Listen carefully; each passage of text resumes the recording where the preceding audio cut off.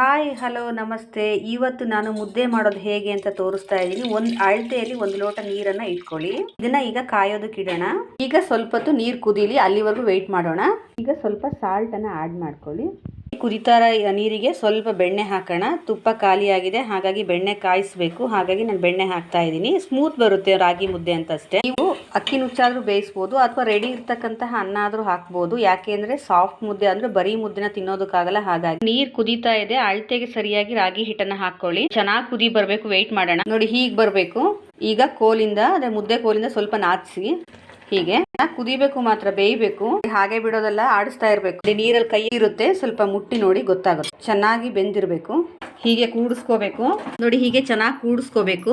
ಈಗ ಅಮ್ಮ ಉಂಡೆ ಕಟ್ತಾ ಇದ್ದಾರೆ. ನೋಡಿ ಎಷ್ಟು ರೌಂಡ್ ಕಟ್ತಾ ಇದ್ದಾರೆ. ದೇಹಕ್ಕೂ ತಂಪು, ಆರೋಗ್ಯಕ್ಕೂ ಒಳ್ಳೇದು. ಪ್ಲೀಸ್ ನನ್ನ ವಿಡಿಯೋನ ನೋಡಿ ಸಬ್ಸ್ಕ್ರೈಬ್ ಆಗಿ, ಹಾಗೆ ಲೈಕ್ ಬಟನ್ ಅನ್ನು ಕೊಡೋದನ್ನ ಮರಿಬೇಡಿ. Thank you very much.